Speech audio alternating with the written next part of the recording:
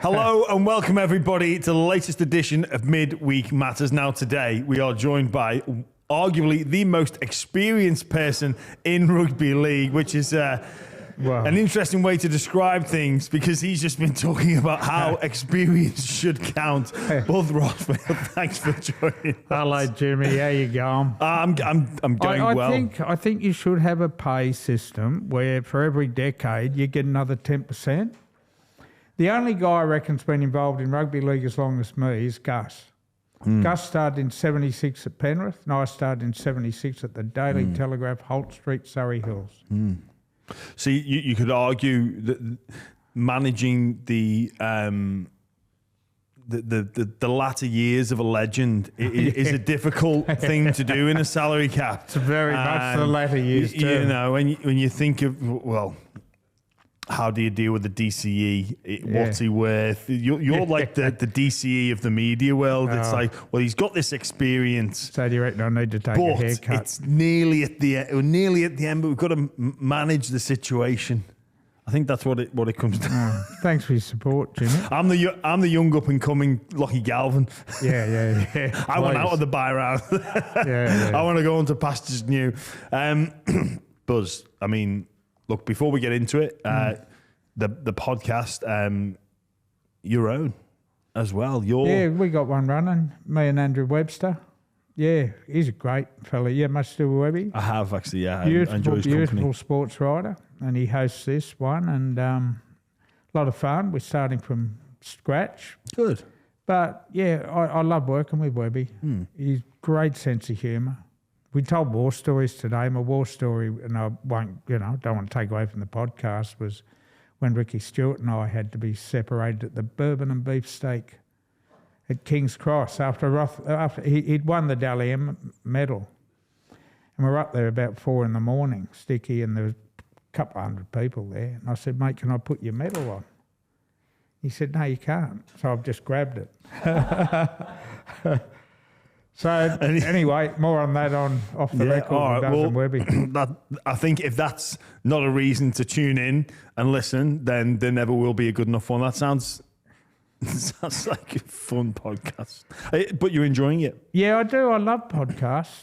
They're more storytelling, aren't they? And there's some fantastic old stories, and that's an advantage of being around for all this time is you've got a lot of anecdotes, Jimmy. Yeah. And while we mightn't be as sharp technically as you guys and rugby league has... We're not. I've never played. We're not the same. You're a journalist. I'm an ex-player. Yeah. Well, that's right. But we all have big roles in the media, and I don't pretend to be technically anywhere near you, Cooper Cronk, all the Fox guys, Gus and all that, but we still have a role to play in the game, not just to break news and ensure people on 360 on a Monday night are up to speed with what's actually happening.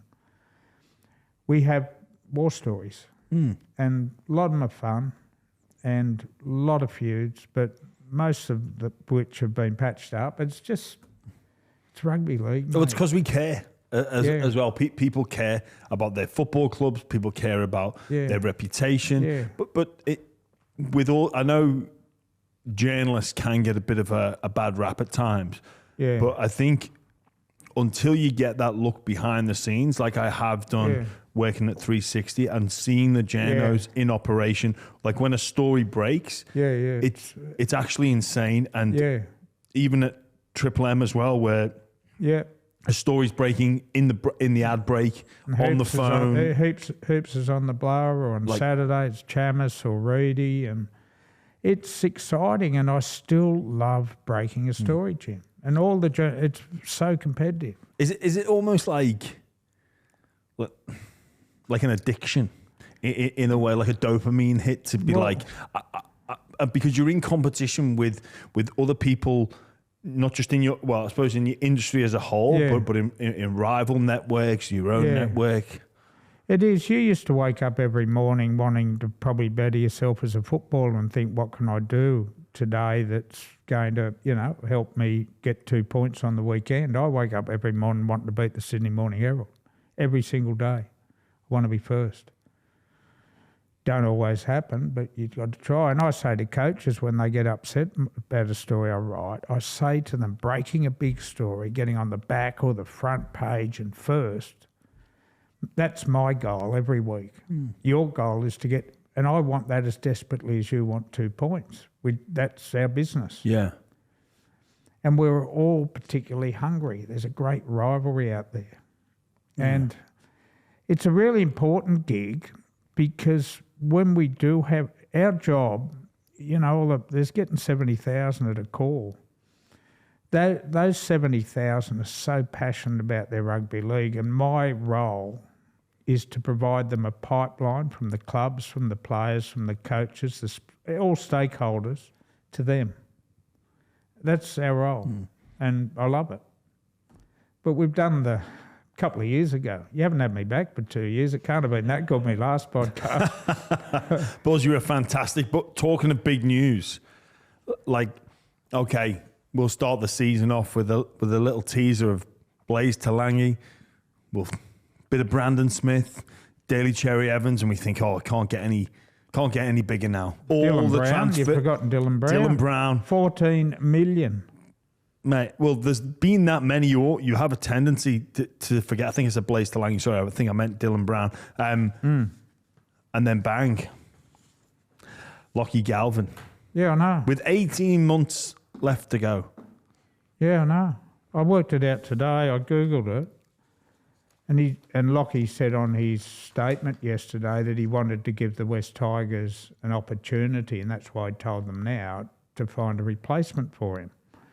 So I Googled, it's 685 days until the West Tigers have to find a replacement for the kick-off of the 2027 season. Yeah. So, and that was a contrived statement.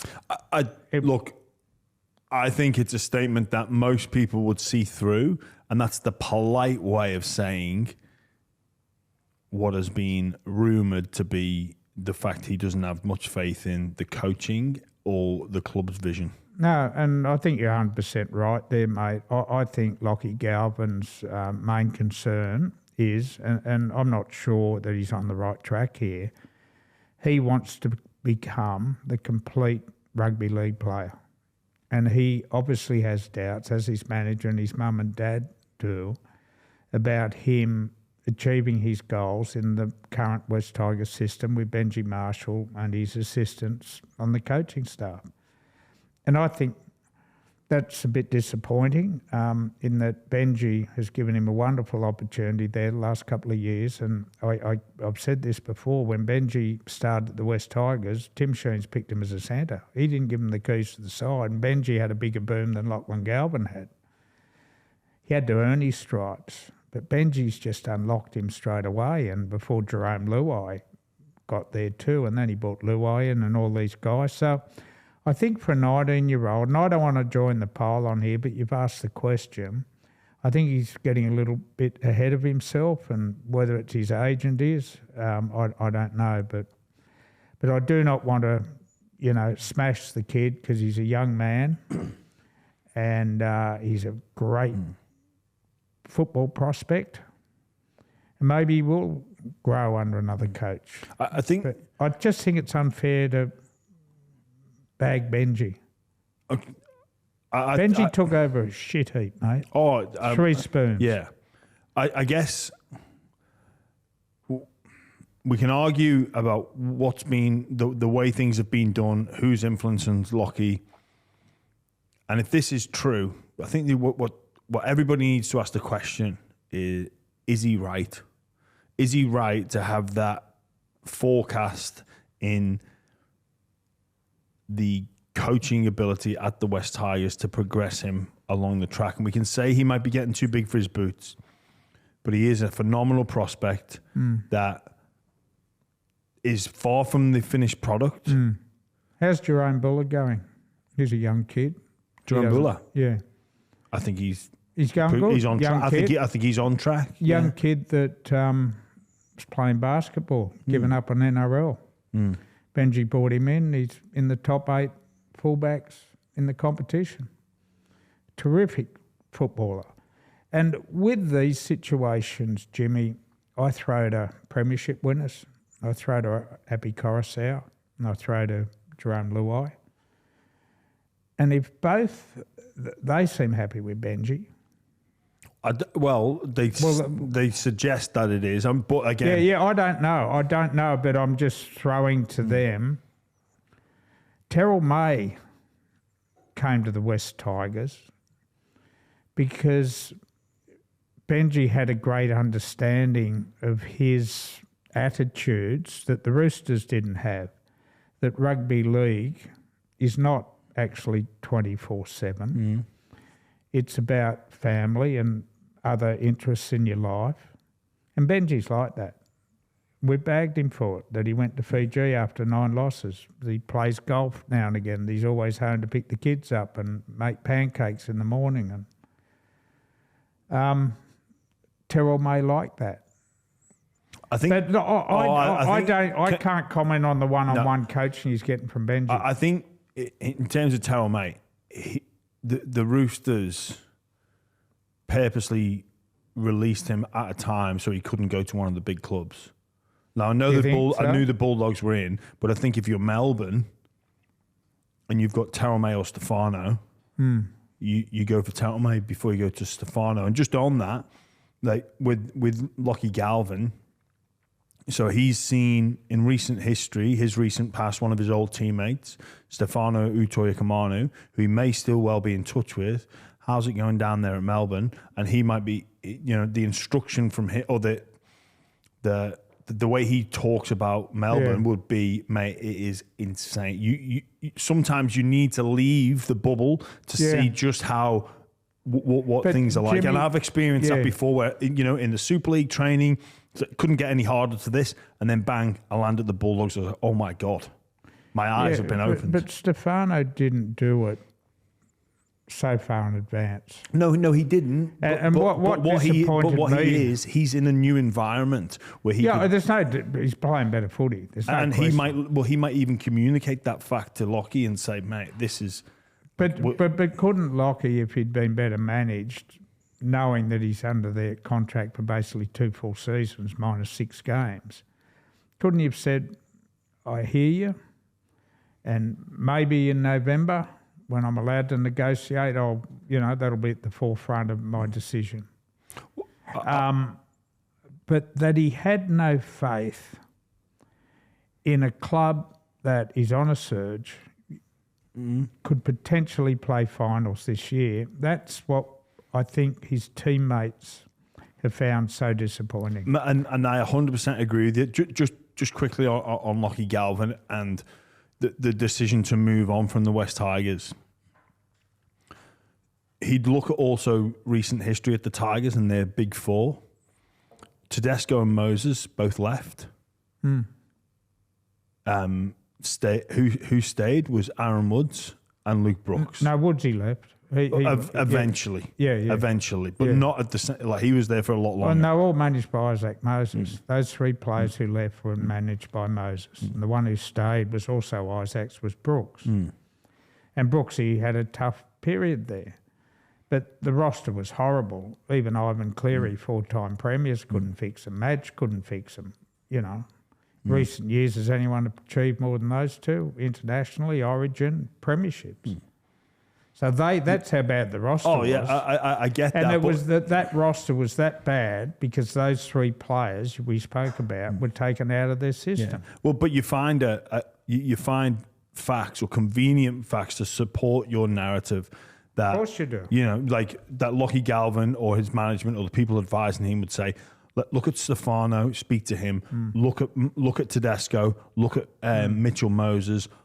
Look at Luke Brooks. Like where do you which trajectory do you want to be on? And also, but that's okay to say. But things have changed this year. Well, they have.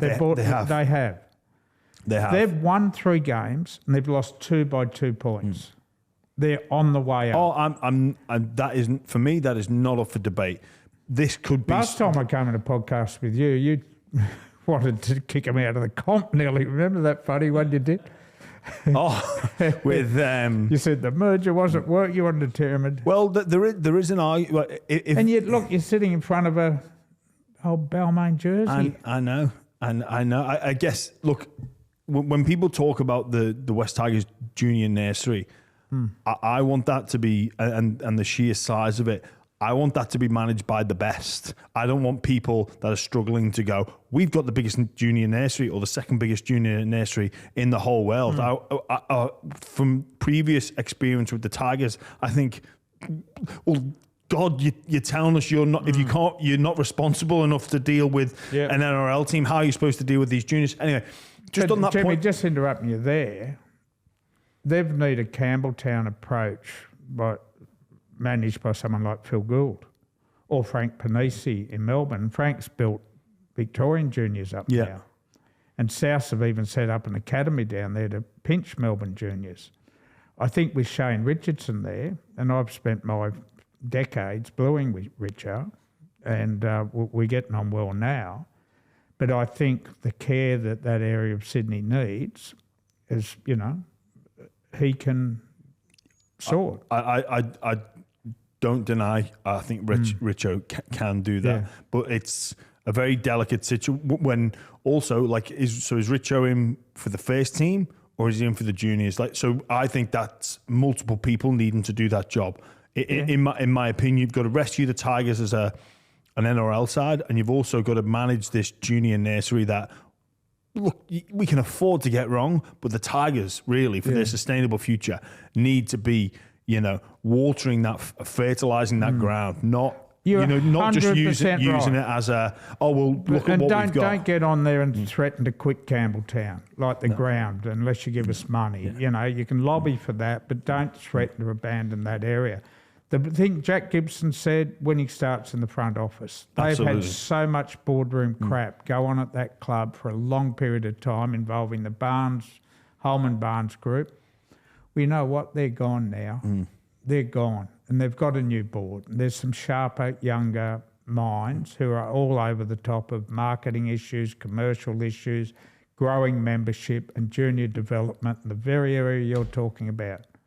So that's great to hear. A couple of women there, Jimmy, who can relate to these things as well about the mums in camp. And I don't want to go, rave on, and turn this into a male versus female, but they have a place in rugby league. Absolutely. Just on Galvin and you saying that maybe I should wait until November 1 when I can, and put the Tigers on hold for a moment. I'd like to put it the other way and say, and even as a fan, I'm asking that question to myself: is Galvin right? And I'm not emotionally invested in the Tigers, so if I'm an emotional fan, I'm thinking, screw him, he's leaving. But then also, why is my club not fighting to keep him? Well, they did fight to keep him. They've given up. The manager. They've given up. No, hold on. They've given up. Last Thursday, Jim, I'll correct you. Last Thursday, they met. But Buzz, they've publicly given up. And Isaac went in with his big list of points of what was wrong with the coach, and Richo said, stop. I don't want you sitting here bag and bench. I do not want you. We are ready to table an offer of $6 million over 5 years. We're ready to table it. He said, you're wasting your time. We don't want an offer. He doesn't want to play here. So Richo then kept it to himself over the weekend, fronted a board meeting on Monday morning. That's how the story got out from the board. The board said to Richo, go back to Isaac and say, we're not done yet. We want you to more seriously consider this 6.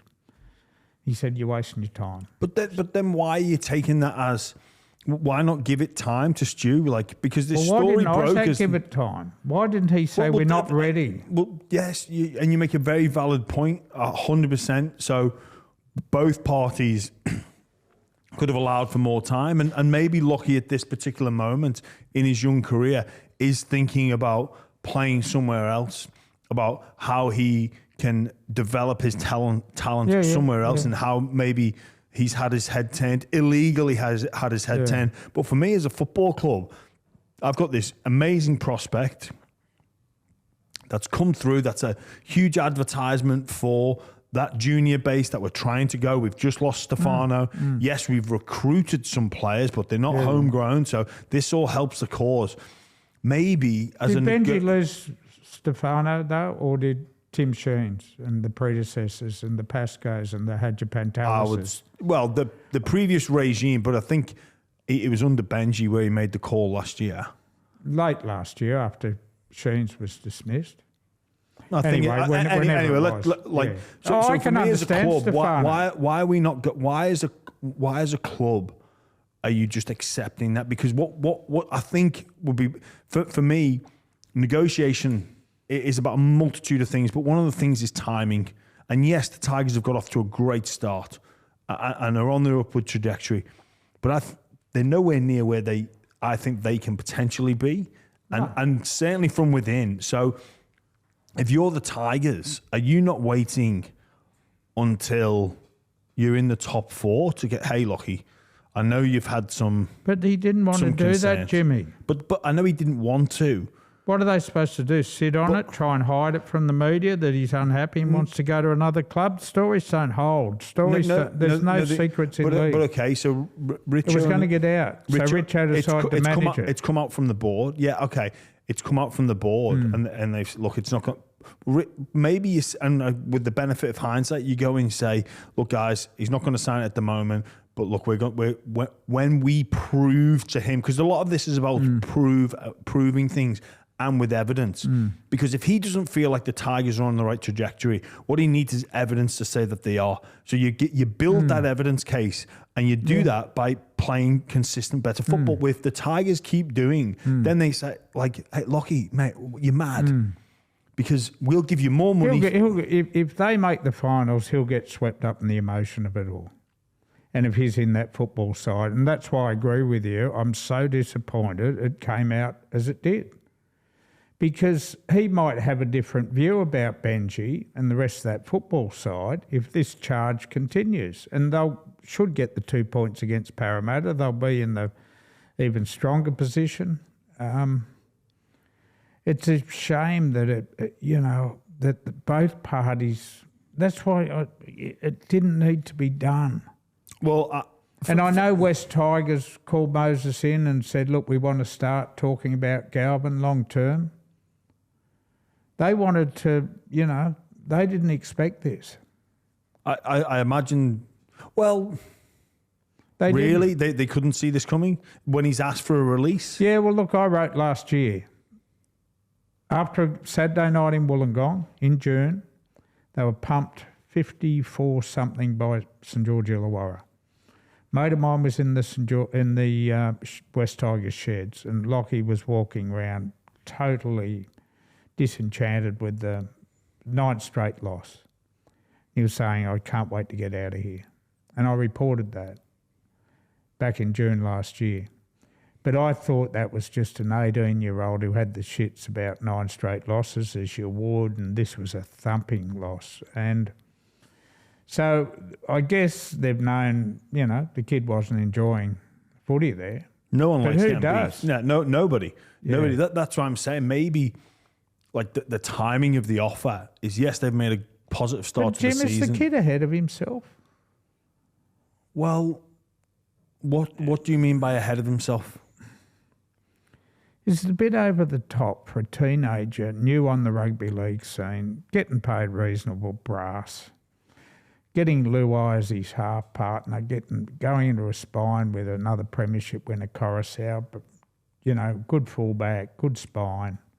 Yeah, making demands. Yeah, but he's 19. Well, he's 19 and he's going into a season with those premiership winners, correct? But he's also going into that with the wooden spoon winners of Api Coruscant and Jarome Bula and himself. Yeah, I'll never forget this. I went out and saw Richo at the West Tigers in summer. Right, we had a cup of tea in his office. We just chatted footy for an hour. Right, when I walked out, there were 2 players on the field on the day off, right? And it was the winger Taruba and it was Jarome Luai. That doesn't surprise me. They had absolutely no business to be there. Mate, it was 30-something degrees. They looked like they'd been for a swim. There was that much. He wouldn't shake hands. He was so wet. And I thought, this is the culture. This is what they're doing for that jersey. And I thought, I wish Galvin was here to see what it, to become a great and to win a comp. This is what you do. And as I said, he's been given this influence, and where he mightn't be getting Bellamy coaching or Bennett coaching or Trent Robinson coaching, he's been surrounded by some pretty handy people. But I think it's sad how they've turned on him on social media, Jimmy. Yeah. It's bullying in my view now. Well let's get on to that, because I think for me, I still think that the Tigers, if they really want to get, I'm assuming they wanted Galvin as a 10-year half or a 10-year player. More. The timing. He'll be 29 in 10 years. Either go and have a little talk, and if he gets knocked back, but then don't put a red line through this. Well, you know what this big test is now for the West Tigers? We talk about leadership at football clubs. This is a story that will not go away in 1 week by putting a kid at Lidcombe Oval on Sunday afternoon in second grade. The story will not go away. This is going to take some really good, quality, classy leadership for Shane Richardson, Benji Marshall, Jarome Luai to meet next week before the following game and say, we need a resolution to take this forward. Do we drag Lockie back in?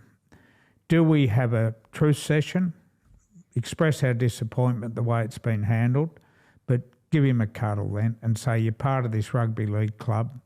We probably went over the top with our socials. We've all made mistakes here, but we want to play for it and we want you to be part of it. You're not going to make a decision until November because it's illegal to, even if his manager's working away in the background. That's what I think needs to happen, and that's a bigger test than anything else to get a smooth outcome. Benji's management of this situation, and I've heard multiple coaches talk about that 80% of coaching is around relationship management and situation management. That's Wayne Bennett. So, yeah, X's and O's are around about 20% of a coach's workload.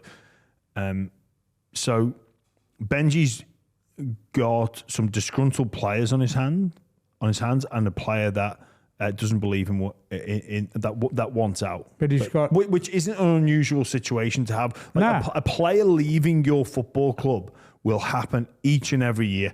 We've just mentioned 3. Yeah. Brown. So at least he had a reason.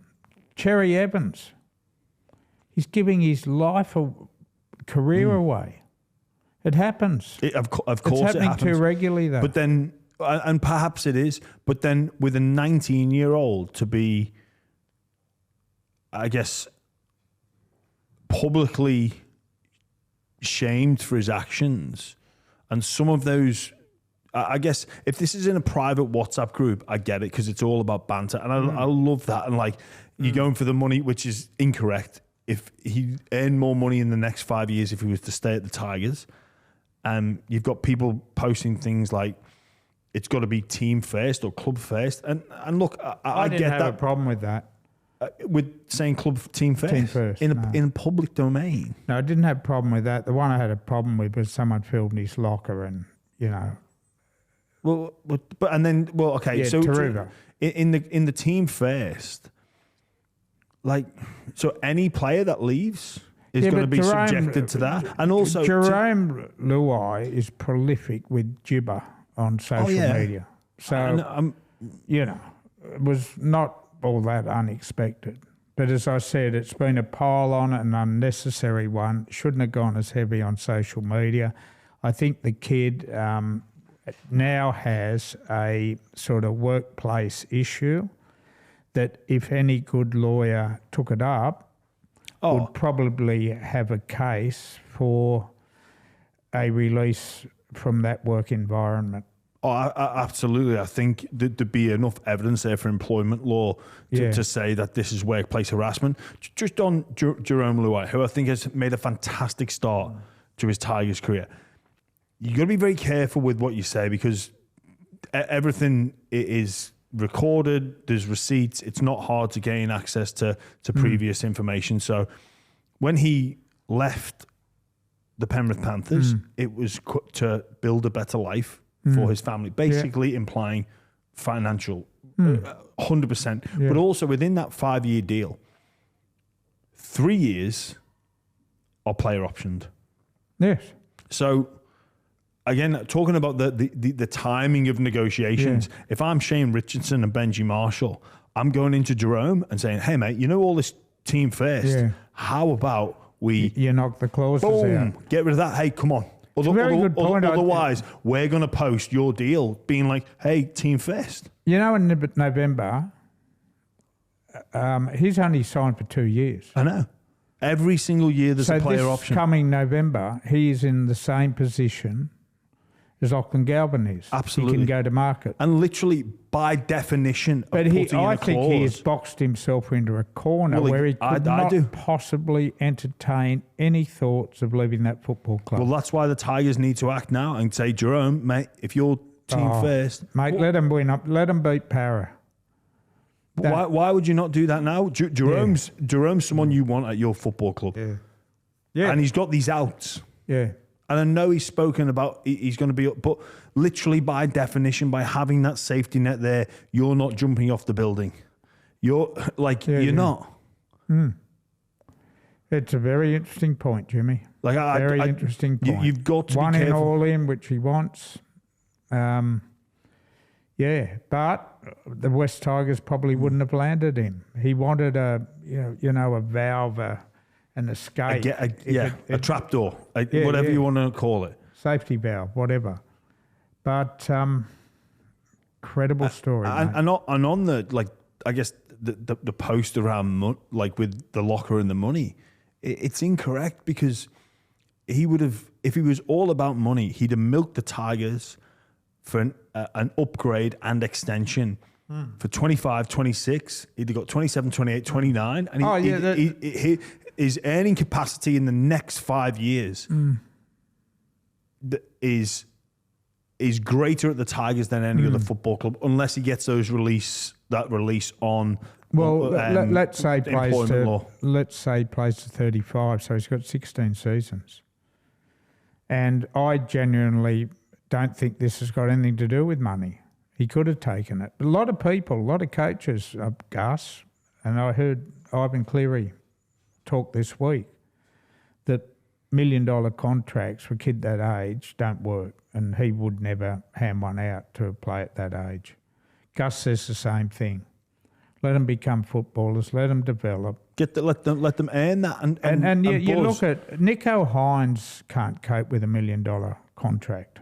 There's so many more eyeballs on him because of the price of his deal. Absolutely, and with 2 expansion teams due to join the competition in 27 and 28, they are going to be the idea of $1 million contract being a big deal is gonna get out of fashion real quick. Yeah, but the thing I don't think I can get my point across is that I would not have had a problem if everything that happened last Monday with Shane Richardson and Isaac Moses, if you could have moved that meeting to November when he was free to negotiate, would not have had the slightest problem with it. Well, that was my point about saying the timing of things. Yeah. That was my point earlier around the timing of things coming in now, airing all this dirty laundry now. What does it do for the Tigers? What does it do for It puts Lachlan Galvin in this untenable situation, but also for the Tigers. And rumours, I mean, look, they are rumours or reports of this player power thing now. Like the Tigers have been down this road before. And you'll be very, very careful about who influences the selection of the team, the selection of the coach. Administrate in an ideal world. Now, I know we don't always live in utopia. Administrators administrate, coaches coach, players play. And it's as simple as that. But what has been suggested has happened is that the playing group or a number of the playing group have approached Benji Marshall and said he's not in the team. Now, I don't think that is is a wise move. What, the players or Benji listening to them? Benji listening to them. I think it's a great move. Why? Totally disagree with you because So you your think leaders, Yeah. your three key people in the entire organisation on the football field have come to you and said, we don't want to play with this guy. If Benji ignores them, he loses his leaders. That's why you have a leadership group, Yeah. Jim. That's why you have a leadership group. I think the problem at the West Tigers... Okay, okay. Let's do a bit of role play here. Why? Okay, if you're telling me, if I'm Benji Marshall, you're the senior players. Why do you not want him to play? What I would have first discussed with them was, look, he's an important part of this side. We're going places. If I pretend I'm Benji, if I pick my strongest 17, he's there every week. Yeah. But if they come back and say, we want 17 committed rugby league players who have belief that this club is going to play finals football and possibly down the track, maybe next year, become a top 4 outfit. We want that commitment. That's what we want, Benji. Okay? You listen to them. Yeah, I Mate, get when that. you're a senior player, the coach would have taken your views on board. Absolutely. But, okay. And a good coach would. Okay, maybe I'm wrong in saying I wouldn't listen, or the coach just picked the team and not listen to the players. But it does get into some murky waters, and there's a fine line there between how much power the players have and how influential they can be. Because, you know, if you subscribe by that philosophy and it's in concrete, you turn around and say, well, look at the players that have left the Penrith Panthers that quote unquote didn't want to be there in the following years for other reasons. No, but they all left because of money, mate. Well, they all okay. left. They left because of money. All right. They didn't leave because the coach was no good. They left because of money to set their families up. You know, that's why they left. You know what I think the problem at the West Tigers is? I think if Lachlan Galvin's got and you said NRL coaches now are 80% man management, I don't think Benji's got the support staff there. And you look at Cronulla and Craig Fitzgibbon, he's got Josh Hannay there, he's got Steve Price there. You look at the Roosters with, you know, Justin Holbrook. You know, I don't know if there's that level of expertise. The Bulldogs, Sexton, Taylor, Jason Taylor, great halves coach. Look at Sexton and Randall, yeah. And Randall, yeah, we spoke about this before. Is that the kid's problem? That the overall, not just Benji, but mate, if Benji ignores his leadership group, he might as well give up coaching. He needs those leaders on side more than him. Yeah, I'm with you on that, Buzz. I really am. And you can't just ignore them, and they've got to be a part of the conversation. Yeah. But they can't be picking the team. Just like when going back a number of years, they can't be getting the coach sacked as well. No. Well, that's the player power, coach sackings, issues will never, ever go away. Comes back to management, Jim. Well, and it does, and it not just player management, but I hate the word culture, but the environment that you're starting to shape, because other people pick the team. There's a lack of trust there. People behaviours change. Behaviours change, and I know that teams need unity and they need connection. It's more. It's not about getting the best team out on the field necessarily, although it bloody helps. You need that connection to one another and one another. But I reckon if you ask the question, does Lachlan Galvin want to be there in the future?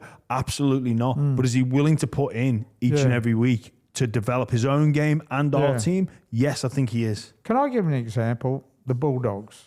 You talk about unity and commitment to the jumper.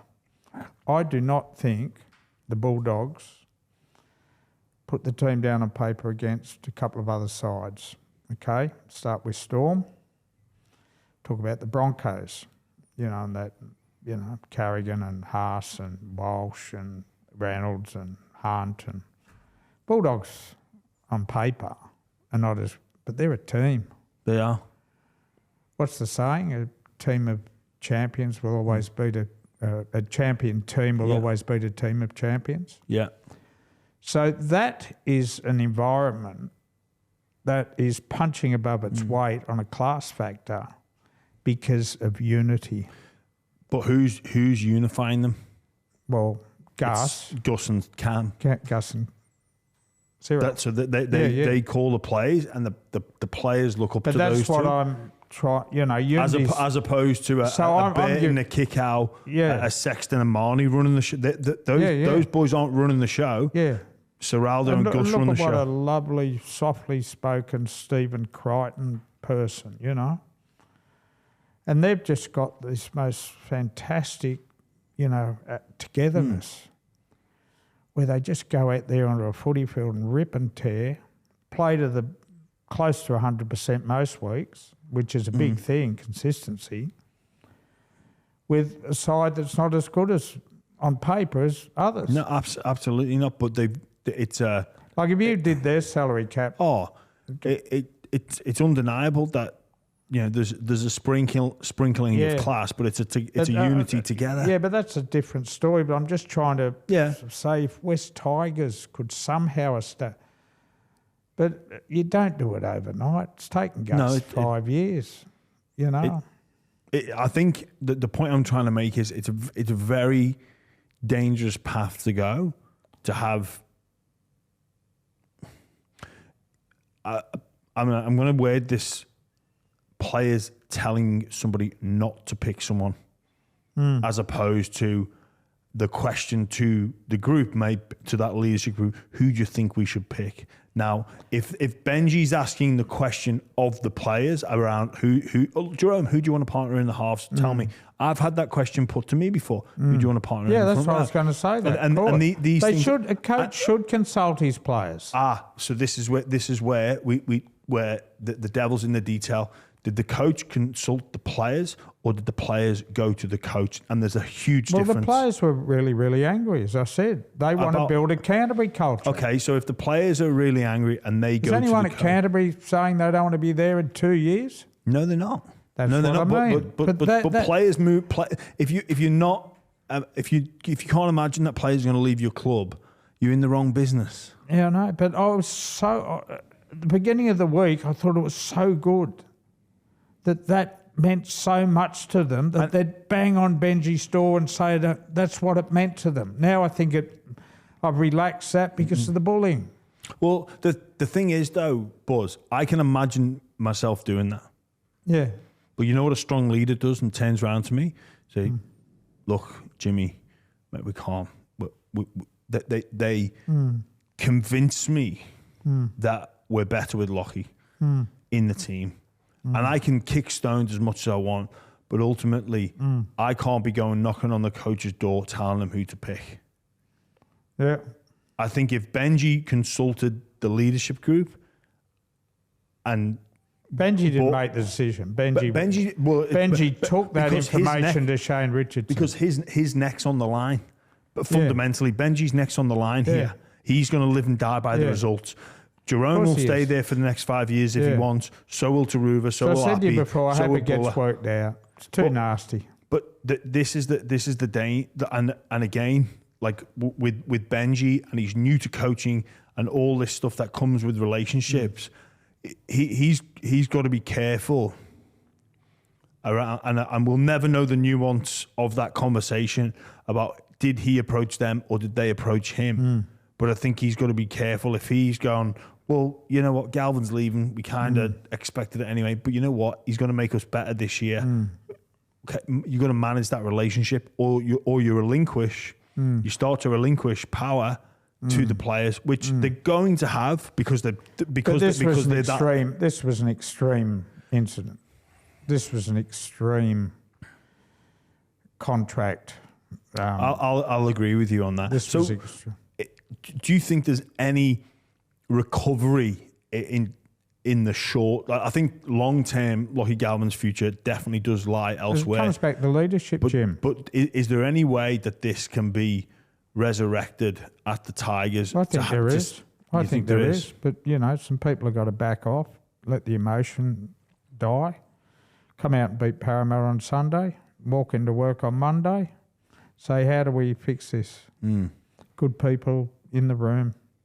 New board I was talking about, I'd bring a couple of them in and have a chat to Benji. I'd bring Luai into the meeting. I'd bring Coruscant into the meeting. Sit down and say, we've got $1 million player here. Or, he's only on 250 this year.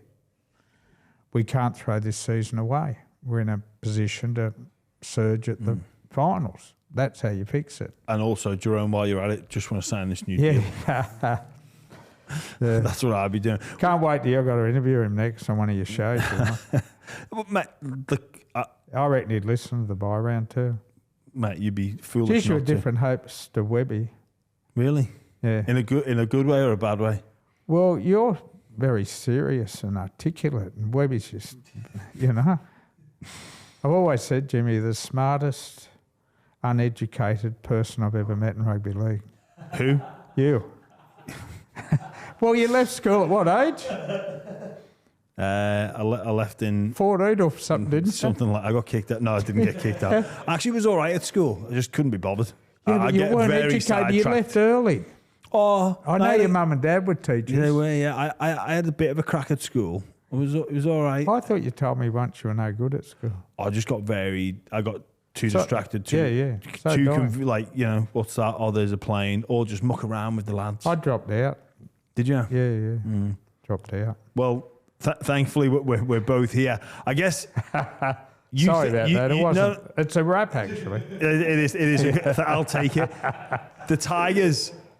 We need some lightning. Hopefully they can resurrect this situation, and the emotion of all the players, especially the senior players, can subside.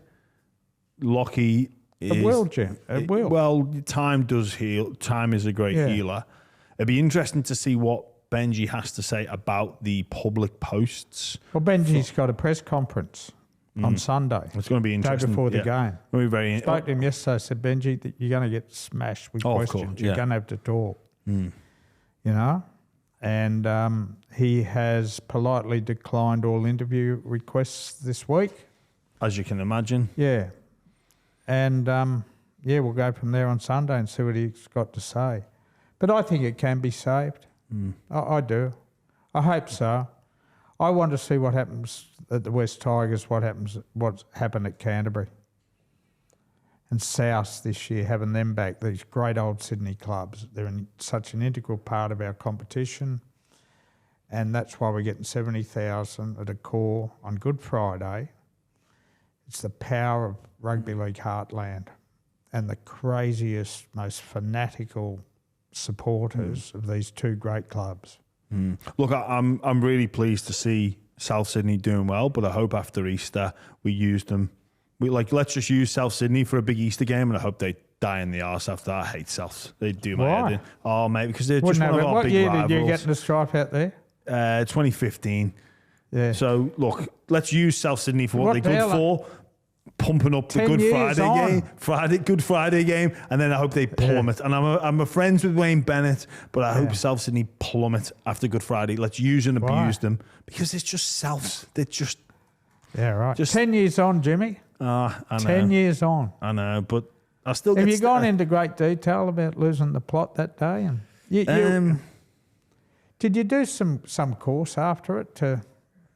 I vaguely remember writing something that you took steps. Did you do some course? Some anger management. I did anger management at school, actually. It clearly didn't work. Yeah. You know what? It was funny. But you addressed it. I can remember you did. Oh, of course. I addressed it. How much of that was true. And I did do some work on myself, to be fair. I did. And I realised that my approach was perhaps not getting the desired outcome.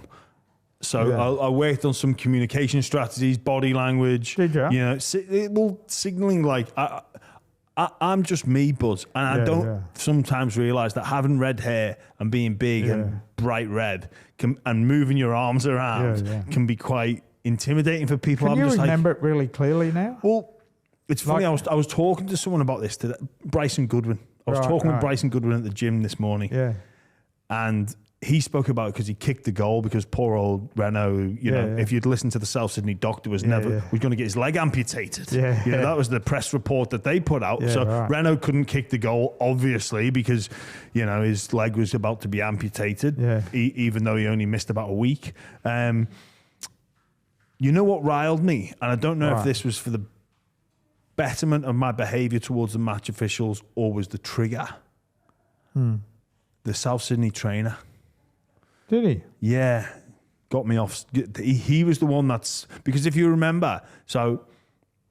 he could, I'm going to charge down a field goal attempt, And for me, I should have been aware of the rules. I was going for the ball. I'm genuinely going to block the ball, which really was a stupid play because Renault, as good as he is, it was, I think, on around the 40-metre mark. He's going for a 1-point field goal at the time in a rainy day. I'm even if I'd have just said, Renault, do your best, mate. Go for it. I don't think he's kicking it. But I've gone in there trying to be a hero to block it. Took his leg, missed the ball. Did take him out, undeniable. But I thought that was just an unfortunate consequence of the game, of that action. I call to the South trainer. I'm down. It's raining. I'm like, come, he's down. And then the South Sydney trainer has said something to me. So I've like, what did he say?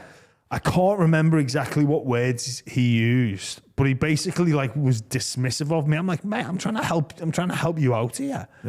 So that set the trigger. You weren't trying to soften up the referee that you're actually a caring bloke. He won't give a penalty. Well, if I do something that's a genuine accident, I'm going to say, look, come and attend to your play. And then he sort of set me off. I was like, mate, what are you? And then I've realised the penalty has been given in front of the sticks. So I'm already in a heightened state when I've gone and approached. But this is where I'm trying to figure out which is better for me or which is worse. So I've already used some emotional energy in the exchange with the South Sydney trainer. Right. So did he ignite that where I went and then approached the referee in this state, or did he did it burn some off, and would have it be even worse if I had not have burnt it off to the South Sydney trainer? You know what would be a good story here? I'm going to go back and look at the replay. I'm going to check out the head of the South trainer. I'm going to track him down. And next week, I'm going to write the truth, what Jim Graham said to me on Good Friday. And the question is, would you believe anything out the word of a South Sydney official? Oh, yeah, sure. Because big yarn, Jimmy. It would be a good story. That South Sydney official that also reported that coincidentally before my tribunal that Reynolds was going to be out for about Reynolds' career was about to end. Do you not remember that, Buzz? Because I remember looking at it all and saying, why is South Sydney putting out an injury report for Adam Reynolds? And he was literally back 2 or 3 weeks later. It's too late this year, but producer Charlie should get Gerard Sutton, the referee, Adam Reynolds, and the South trainer in for Good Friday. We'll have the video in the background. You won't be able to bullshit your way out of it mate, well, we're not allowed to use the IP, so do you know throughout It would be fun, though. It would be great. Do you know, I've actually done something with Gerard Sutton. We have spoken about that day and the impact that had on him. Can you imagine the emotion, even if you did a sportsman's lunch or something, of having the four of you there? Depends what we're getting. I'd want more. I'd need more than that South Sydney trainer. I love revisiting old stories. It was all these years on when people are free to talk. Yeah.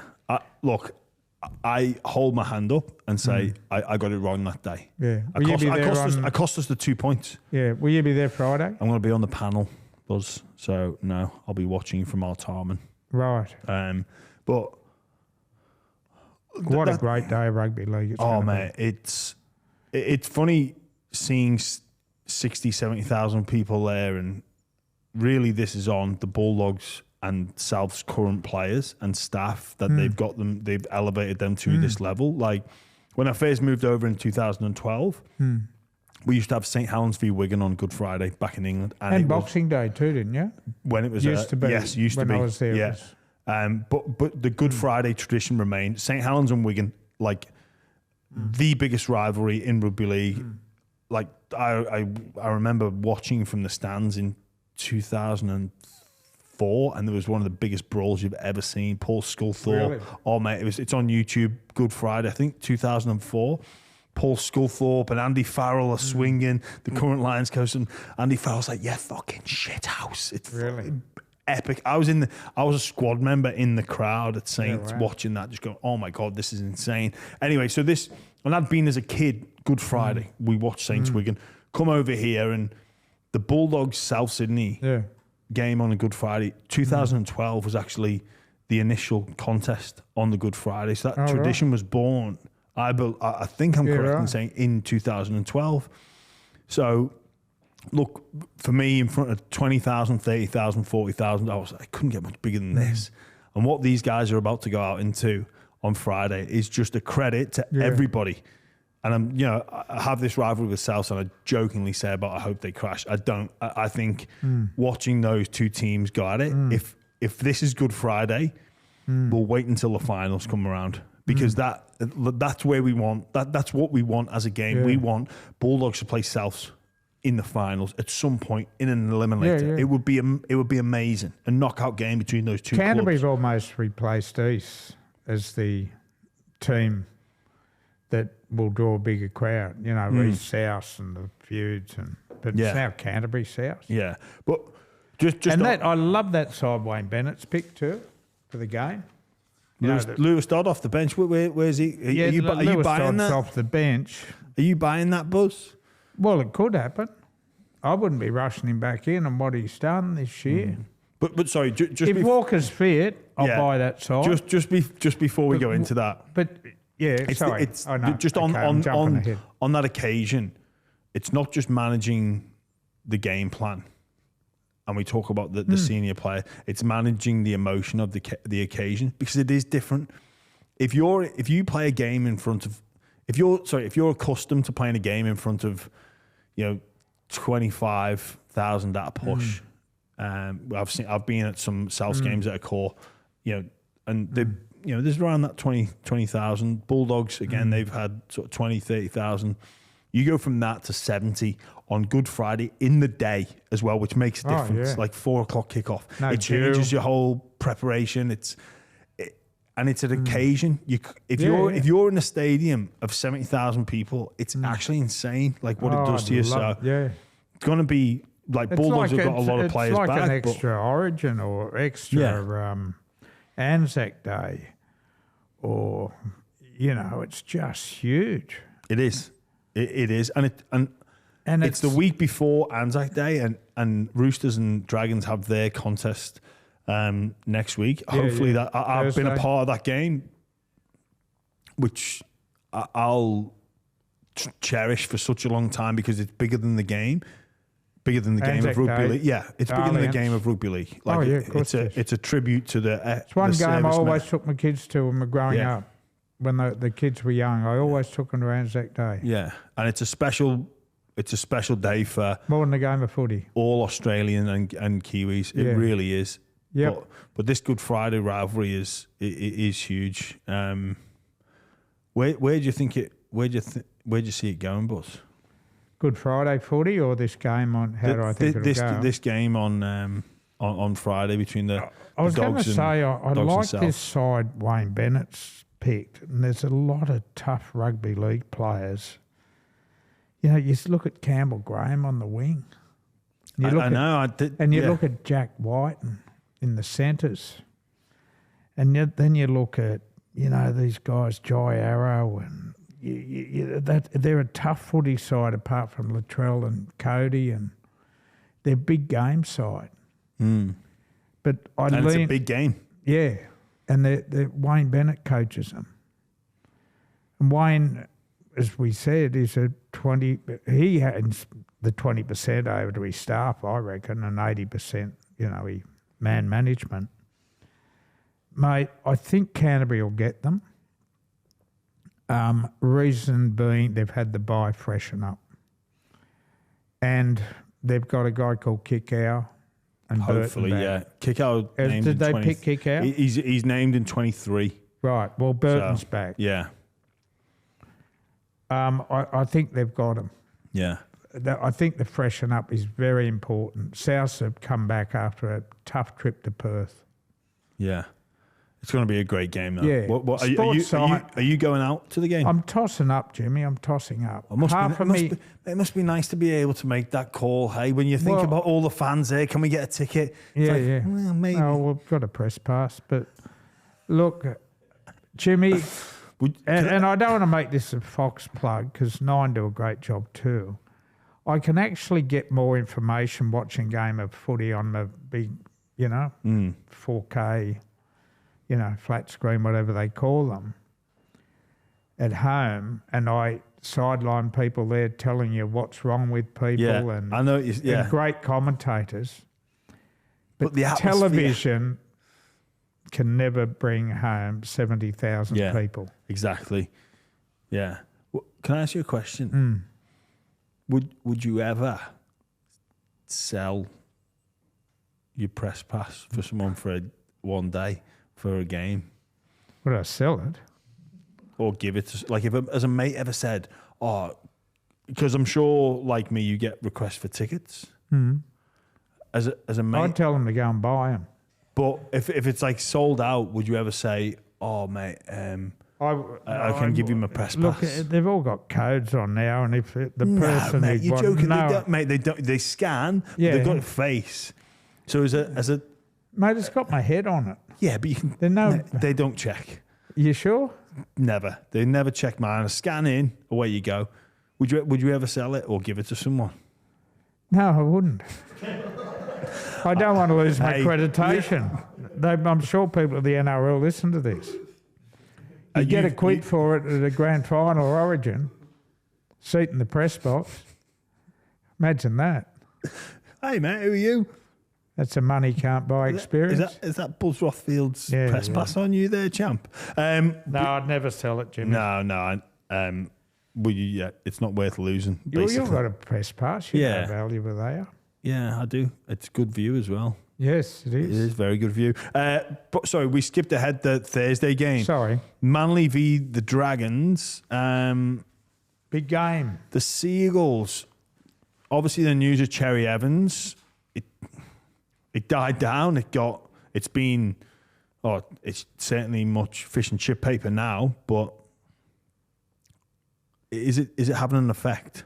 They won that game against the Eels, and then they've struggled. Yeah, of course it's having an effect. The Trebojevic brothers, Jake said he'd never do what Cherry Evans did. Tom tried to pay him back $400K last year when he was injured. That's what the jumper means to him. Yeah. Yeah, they got the shits. Can't wait till Turbo puts his wedding invites out and later in the year. Will DCE be there, Jimmy? Will there be only one place to find out? Yeah, at the wedding. It's not the wedding, it's your column. Shush. Mate, I was thinking about that the other day, actually, because bloody DCE got married and didn't invite Seabold. Can you imagine? He invited Des. So he invited his old... you know what? I do know because I read about it in your column. Well, that's my job, Jim. I know. I enjoy this. I enjoy your column. I'm one of these people that sneak out from family barbecues at 6:30 on a Saturday night to check the column. Yeah. Because I'm nervous if I might appear for the wrong reasons, not the right ones. People lap up that sort of stuff, Pardon? People lap up that sort of... They do. Who was invited, who wasn't, who got barred from here and who got in a fight. And well, mate, I always get angry at you. The shush. Which player... and I'm like, I don't know who it is. Sometimes you say, this should be obvious. I'm like, racking me brain. Yeah. I'm like going through team lists and going like... No, it's funny. They're very popular, those shush things. The text messages I get on Saturday nights. Who's this? Who's this? No, I don't tell them. So I don't want it getting round, No. Some people you got to protect. But that Manly side, they'll be hard to beat, St George. Flano knows their game so well. Yes, he does, yeah. And Manly going awful. Who's the big front rower they lost with his Achilles? Paseka, Yeah, they're missing a bit in the middle there. They're not playing good, Manly. They're not. I think they should have enough to beat the Dragons, though. Do you? Yeah, I think they will, especially at home. Dragons were good against the Titans. I thought the back end of that first half. Dragons beat Melbourne. Yeah, they did. But they've also had a few hiccups. And Brookvale has lost its special. You think? They got Melbourne. They got steamrolled by Melbourne. They did. I just think the Seagulls will win. Well, looking at the price? They're certainly a short price favourite, Manly. Yeah. You're running with the boogies. I'm not allowed to do that, but if I could, I would. Who else we got on Good Friday? We got the Dolphins against the Storm. Jarome Hughes is playing after that shoulder burner, stinger, rotator cuff, AC. Not worth risking him, but he's going to play this week. That's a huge inclusion. Jarome Hughes? Yeah. Oh, is it what? Was he missing against? No, he did his against the Warriors. He hurt his shoulder. They're not the same team without Hughes. At around half time, but he came off, but the game was done. Yeah. So he's sweet to go. Won't he be in demand? Speaking of Lachlan Galvin and $1 million and all that.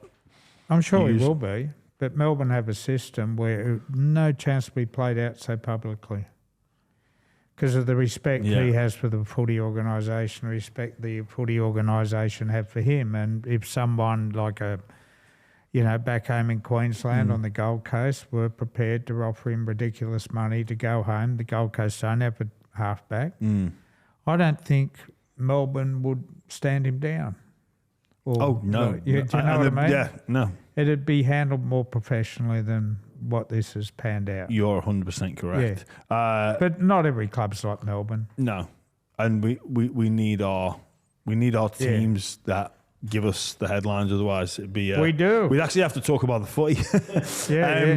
Yeah, the Dolphins at home, are they any chance of beating the Storm, Buzz? Oh, look, much better side at home, but Storm will beat them. Yeah. Storm are going to beat every side this year. Look, they're going to have the off day. You can't be up 27 weeks, can you? It's impossible. But they've had their wake-up call against St George. I think they'll win. Yeah, I'm with you. Yep. The Warriors v the Broncos. I love this game. Fisher Harris is obviously out long term. And then there's still... Ricky is back from suspension. The Broncos, I can't quite figure them out. And Reece Walsh obviously is... His form is in the headlines. What read have you got on the Broncos at the moment? Because they're not as good as they were in 23, and they're not as bad as they were in 24. I think the last 5 weeks has shown me they're a little bit vulnerable. And you look at Payne Haas in that opening game of the year, and he looked like Glenn Lazarus, the best. But he's softened off a little bit. Same with Patrick Carrigan, Roosters last week. Both way down on their best. And Hetherington at lock forward, they're middles. Reynolds got a bump the week before, went off. Thought Hunt was poor last week. And Walsh going like a bastard at the back. Will not go near a high ball. Made more errors this year than, you'd ever expect. And it ain't going smooth at the moment. Do you think with Walsh, I think people forget the year that he had last year and some of the hits that he endured and some of the concussions that he sustained. With Walsh? With Reece Walsh, yeah. Like, he's saying he's a bit bone shy, or I think it's plausible. Like the suit, when the incident happened in Origin and Suolihi, and all the focus. That was a horrible knockout. Buzz, and this is what I'm talking about. But all the attention went to Suolihi should have been sent off or not. How long the suspension's going to be? Like, Reece Walsh was out for a long time. Like, and I'm talking out, not concussed. I've been concussed where I've been out for around 5 to 10 seconds, and then I'm up. And I know that that's bad, but I would, again, I'm thinking, but it was a sustained period of him being out, prone on the floor. That is not normal. Like that takes some coming back from.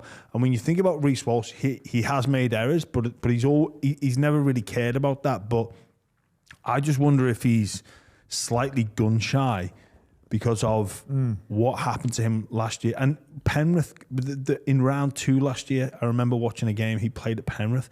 One of the Penrith boys got him up and in, same situation.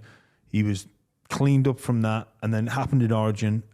Might have been May got him that day. Yeah, I think it was. But like you can forgive him for either consciously or unconsciously not putting himself in those danger areas of the football field. And but they haven't been that dangerous, Jimmy. No, but just been high kicks. Yeah. That's where he's making some of the mistakes. But when you're saying he's not, where Reece Walsh excels is when he's sweeping out the back. And he's accelerating around the corner. Yeah. And because you accelerate, you expose yourself to danger. The quicker you go, the more dangerous it's going to be because you have less thought process time. You have less time to view who's coming at you. But Reece Walsh at his devastating best is just the accelerate into that gap, create a 3-on-2, assess what's coming at you. But now what teams are doing, they kamikaze and get them, or that's what they did do. And once you've got that doubt in your mind, and it can be half a second to a second of, I don't know, I might quite look here. I don't know. I can't accelerate because I don't want that to happen again. Like subconsciously, your body protects yourself from those situations. Yeah, right. Like it does. If you think about it, like your body just naturally reacts. It's like being concussed. And they talk about that the boxer, when they get concussed once, like the body actually concusses, knocks you out earlier with less force to protect yourself. And I just wonder if he's maybe not even consciously, but he's unconsciously pulling himself back a little bit. It's a really interesting thing you talk about because, Billy Slater had him ahead of Ponga last year as the Queensland fullback. And Ponga's been a little bit quiet too the last week or two. Whereas in New South Wales, it's Tedesco and Edwards, are putting Laurie Daly in a better position. But with Reece Walsh, I don't know. I've never been concussed on a rugby league field, and whether it's a fear that it might happen again, or or you're gun shy, or I don't know. The match coaching and how he handles it will be most interesting, because I thought of all the players. This is from what I've seen on West, what was the thing called? Tiger Town? Yeah. And Madge's, really hard approach to players, and, the way he spoke to them, and his previous history at South when he lost the Sheds and, they got rid of him. I always wondered how Reece would coach with that sort of, person in charge of the organisation. And I always said Madge was great with the Kiwis, 6-week campaign, great with New South Wales, 12-week campaign. But when you do that off-season, the army camps, the players vomiting, you tell players you're not going to take your shirts off for Instagram, get rid of the designer handbag and shoe, we're tougher. I'm wondering, is Reece coping with that sort of... Like a military style control and command operator. It's so good there, what I've been gibbering about for 30 seconds, military. Yeah. And that's Maguire's approach, and I think... But is Reece warming to that? I mean, or is he... I'm no psychologist, but you would guess Reece Walsh, the free spirit, the way he plays the game, it's not structured. When he's at his best, he's like an artist. Yeah. And they go outside of structures. Yeah. And Maguire wants structure. He wants He wants to know about results. He wants his team to be regimented in their approach with a sprinkling of individuality, like a GI would bring, where GI would just get the ball and do something. That's fine. Yeah. And a Sam Baird just would get the ball and just do something. Yeah, you know that Adam Reynolds trip and chase try the other day before he did his hammy or, you know. Did you hear what he said about Walsh? And he said, I've been at Reece for the last couple of years to help me with my kicking game and to look for opportunities, you know, in that 20-metre area. So he actually said, over the top, fullback. And I thought it was, you know, he's much more than just that beautiful, attacking, fast. That he's, you know, I've always thought the fullback's job was, you know, communicating in defence, making sure, you know, lines are... But the fact he's tipping to the oldest half in the second oldest half in the comp about where to, you know, it shows his nous. I guess for the Broncos, they're 4-2. And arguably their best player in Reece Walsh, or the biggest game breaker, isn't performing at his best, which is a good problem to have, especially if you think Maguire will need to build that up. So for me, if the Broncos are going to be safe, if they can make the top 4 and have those dials up for Walsh at the end of the season, we'll look back and go, it's just a form. Yeah, but athletes like Reece Walsh, you fine-tune. You don't military style. Yeah. Words you used, you fine-tune them. They're like racing cars. Yeah. You don't knock them about. That's just my view, Jim. But I'm not I told you I'm a school dropout at the beginning of this. I guess it's interesting how the culture shakers of them. Yeah, but then you need an element of mutual suffering, Buzz. Yeah. And that all in the same boat. And each position would be trained differently. But you do need an element of that. Every personality should be trained different. They most of the time that they are. But then sometimes you need a bit of, we're all in this together. Yes. Who have you got winning that one? It's over in New Zealand as well. I'll tip the Broncos, but with absolutely no confidence. I'm with you. I think they will just get it. I think James Fisher-Harris' loss is huge. Roosters v Panthers. Are we at do or die stage for the Panthers? Is this must-win category? We're talking about Madge and his coach. And see that story I did on Penrith early in the week? That they've lost 5 straight. And I spoke to Frank Panisi. He said, yeah, don't write them off. We lost 5 straight in 2012, right? They went on to win the comp, Jimmy, right? Yeah, that was... So they were same in a different... situation. They didn't lose 5 straight at the start of the season. No. Yeah. No, but they lost 5 straight, all right, and went on to win the comp. And I loved what he said. You know how Craig Bellamy turned their season around? How? He brought in a comedian. Oh, yes, I did read that story. He said, we're all too tight, we're all too stressed, there's too much bloody anxiety, I'm going to get someone in here to crack some jokes. Penrith look like that too. They look stressed. They need to be more flamboyant. They need to chuck this, you know, and just go out and enjoy themselves and have a laugh. What's funny about their shocking defence? Sorry? What's funny about their shocking defence? But do you think they look stressed? I think they look... They've got to lighten up. I think they look confused. I think they look confused. You don't like my comedian story? I do like your comedian story. No, you don't. You just skipped over it. No, I didn't skip over it. I think it's... I think it's an interesting... I'll start calling you James Bellamy in a minute. I think it's interesting how teams can change their fortunes. But for me... Penrith, they look shocked and confused at the situation that they're in, and it doesn't feel real. And you know what? I've actually been giving this a lot of thought about what's going on at Penrith.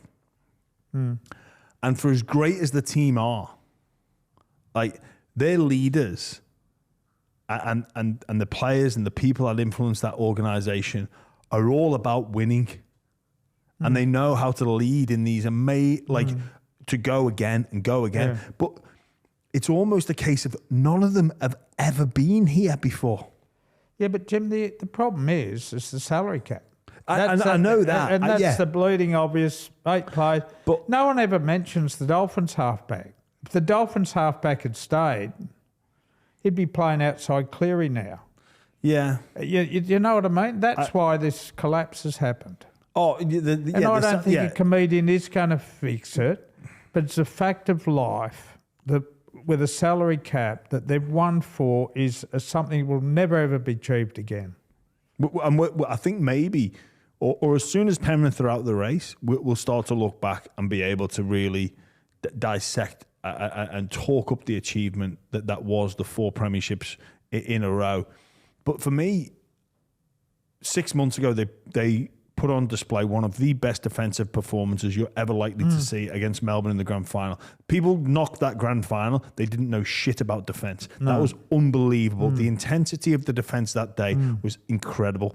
The players at Penrith Panthers' disposal that aren't there anymore are Taruva, Luai and Fisher-Harris. So I think most would look at it and go, maybe we'll see a gradual decline or a small decline. But those 3 on top of the previous 3. But still, okay. I know they did it. We were thinking Penrith might pull away a little bit, or eventually they would. Yeah. But we didn't expect this drop off a cliff. No. And I wonder, and this is, I've looked up this phrase, Vujardé. So it's about, you're in a situation that it's the opposite of deja vu. So the Vujardé is a situation that I was pretending isn't new, but it feels new. Yeah, and they can't wrap their heads around the fact that they've lost 5 in a row. Like, go back to 2019. It's so long ago. It's so long ago since they've experienced. That's what I said. Lighten the joint up. They can't get their heads around it. But we know on their day something will click. Which comedian do you bring in, Buzz? Oh, I don't know. I haven't even thought that hard. Who's your favourite? Ricky Gervais. Yeah, you do. Maybe I'd bring in Bob Mortimer. He's another a good one. You know, I'll tell them the joke. Actually, I'll tell you. All right, you tell me and I'll tell you. I'll tell you the joke. He'll come into Penrith and go, "Hey lads, how we going? Oh, tell you what, glass coffins. Do you think they'll take off?" And they'd look at me and you go, "What?" I go, "Remains to be seen." Yeah. Do you understand the joke? Sorry? Glass coffins. Yeah, you'd see. Remains to be seen. Do you think they'll take off? Remains to be seen. Oh, right. Okay. Do you not get it? Yeah, I laugh, you know. It's you got to give me more than that. No. Sorry, I've been doodling and thinking about my own. I didn't get it either. Come on, what's your joke for the Penrith Panthers? No, I was going to give you a tip and get him on your podcast. The guy they should call in, and I don't know if you've ever heard him, Steve Bradbury. Do you know Steve Bradbury, the last man standing? The ice skater? Yeah, the last man standing. I went to a lunch about a month ago, and he is the funniest man I've ever heard of. He was absolutely brilliant. And he comes with a complete show. He's got videos and, relives the moment. And he's funny. And if Ivan Cleary could get him in for 45 minutes and for those players to watch because it's inspiring as well as it's funny. Bloody hell, Jim. It was good. All right. What was that about glass coffins again? Remains to be seen. Remains to be seen. I can't believe... that's the second time I've told this joke in this podcast. You know, so I was out in Cronulla last Saturday. And someone came over and said, "Hey, I like that remains to be seen joke." Charlie slags it off. Yeah, right. Do you want to tell it again? See if I can get it a second time. Do you want another joke? Yeah, go on. I'll stop doodling. I was walking. I was on a morning, an AM walk the other day, and went through this cemetery near where I live, and I saw this guy bending over, and I said, "Morning." He goes, "No, I'm just taking a knee. I'm just what? I'm just taking a knee." Oh, right. Do you not get it? You're a gibber. Yeah, more. Sorry? Oh, forget it. You're a gibber. Forget it. Oh, Moving you're on. a funny So, bloke. Roosters v Panthers. Isaac Tango on the bench.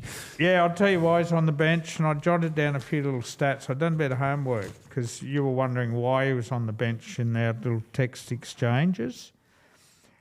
He has been responsible for, Jimmy, 8 tries causes since the beginning of the season. Do you know what a try cause is? I It's do. either a Well, I bad know read- of them. I was never part of one. But Yeah, they're a bad read or a missed tackle. So he's created 8 tries.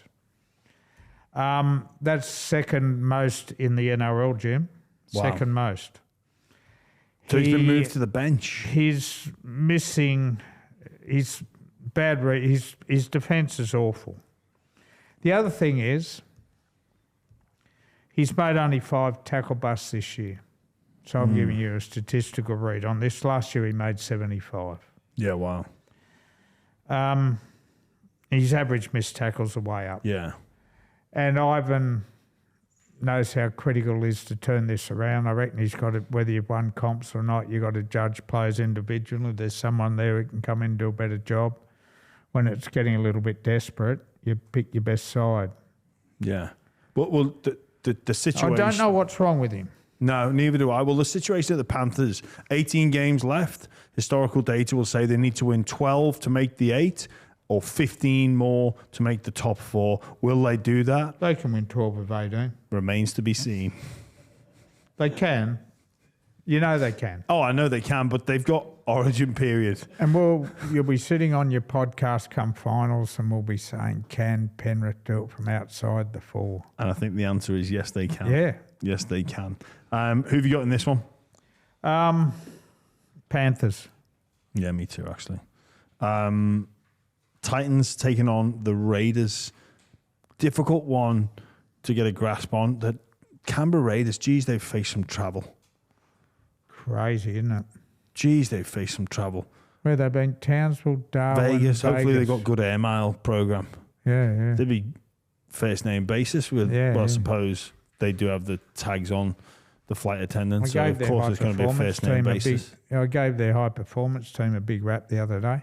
I did see that. They've done a sensational job at the Raiders so far. They've been as important as Ricky's tactics, haven't they? Just preparing them and presenting them. And absolutely, they have, yeah. Who have you got in this one?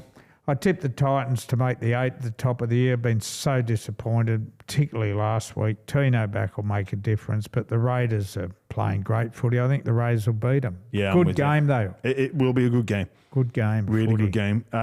Knights against the Sharks. Geez, the Knights have been disappointing, and you spoke about Walsh. Unfortunately, Ponga or the Hammer really haven't applied the pressure to him as much as they much as they should have for the Origin number 1. Yeah, Ponga's almost got an excuse in that he's playing in a pretty shit outfit at the moment with halves struggling, forwards out injured, whereas Walsh is behind, internationals. The Sharks will get him. Yeah. The Fitzy, they're probably more reliable than any other side in the comp as week in, week out. He seems to, have that thing, Fitzy, where he has them compete just about every week. Yeah. It's just against the good sides, they're not good enough. Yeah, it's the Knights, it's a difficult one to dissect. They often leave their run late, and usually their poor form coincides with an injury to Kalen Ponga, but they're just so poor at the moment. I'm assuming you're taking the Sharks. Sharkies, go you good things. Me too. To wrap up, Monday, Easter Monday, the festivities, the Eels against the Tigers, or the Tigers against the Eels. The number one story in this game isn't the fact that Mitchell Moses is back. No, it's not. The Lachlan Galvin in the stands. I wonder how many times the If I was the broadcaster West will Tigers, go I'd tell Lachlan Galvin, have a day off. Do not come. I just do not want him to be subjected to any mugs at that game, which he will be. That's what I'd advise him, but that's... Thoughts? He's playing at Lidcombe the day before, isn't he, on the Sunday? He is. Do you not put him in the coach's box? Well, that'd be good. Wow. Yeah. Wow. You not put him in the coach's box as a united front? I'll ring Benji after the show. It's, yeah. If you're going to rekindle that relationship. Yeah. But what a good idea, Jim. Hey, I can help you. You know, you can look and watch about the work that I'm doing here. Yeah. We can talk about the game. Good idea.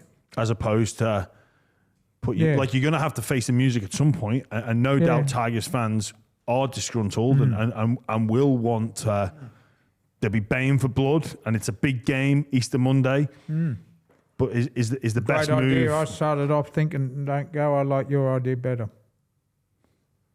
I do. What are you looking at? Charlie's trying to tell me something. He's saying, so one of the big things in this is the Luai v Moses battle. Yeah. Is this a genuine origin decider, or has Laurie Daly got his team picked with Cleary and Luai? No, I think Cleary's the only certainty in it. This is a sort of well, it's not quite one-on-one. They're close. Yeah. Well, it is, isn't it? Laurie will be watching this close. He really will. And Mitchell Moses hasn't played a game of footy, so a few things have got to be out of sorts with him, isn't it? Timing and, and running aside that he hasn't run this year with some new faces in there, his captaincy responsibilities. Zach Lomax is out, and so is he going to take up the goal kicking again? All that stuff. So it's a big afternoon for him, and he will feel the weight of the world, to put some respect and back into that parasite and new contract, no clauses, committed forever, see out his career there. But any news on why he took those clauses out? Oh, well, money.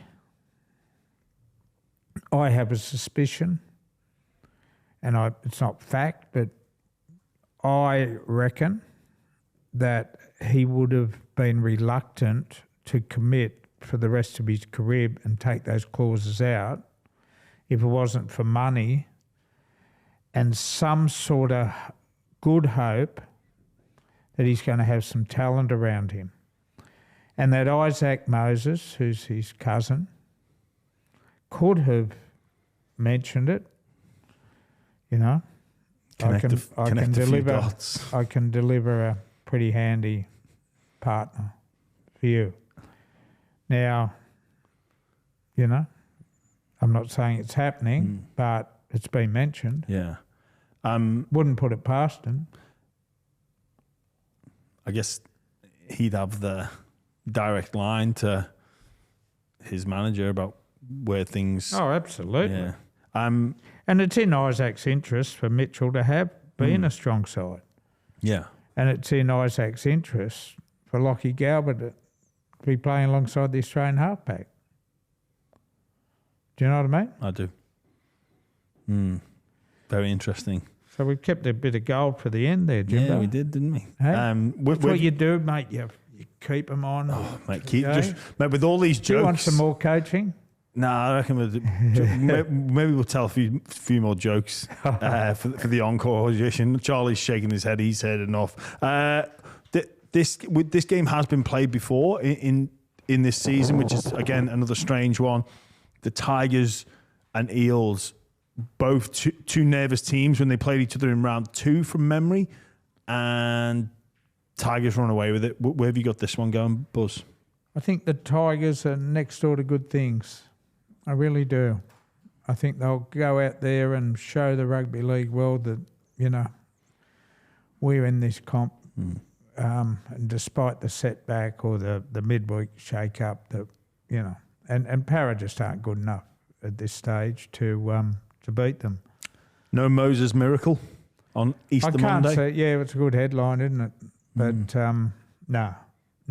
He hasn't got enough talent around him. Yeah, big I've responsibility. been really, really, really disappointed in Para. Me too. And as all media types and all experts are not about to, pile onto Jason Riles. But I still, and I say it on everything I talk on, that letting Gutherson and Campbell-Gillard go was a mistake. And they have not, you don't let Gutho go. Heart and soul of the football organisation. I know it was an opportunity to get a long-term deal, but he was contracted there last year. There was no reason he had to let him go. Well, Buzz, we're going to have to let you go. Thank you, Jim. But yeah, you've got Tigers. I've got the Tigers as well. But Buzz, it's been great to sit with you, talk all things football, all things Easter, all things Lachlan Galvin, rugby league, the NRL, the gift that keeps on giving. Buzz, it's been an absolute pleasure. Thank you, Jimmy. Really enjoyed it, buddy. Pleasure. Cheers, mate. Cheers.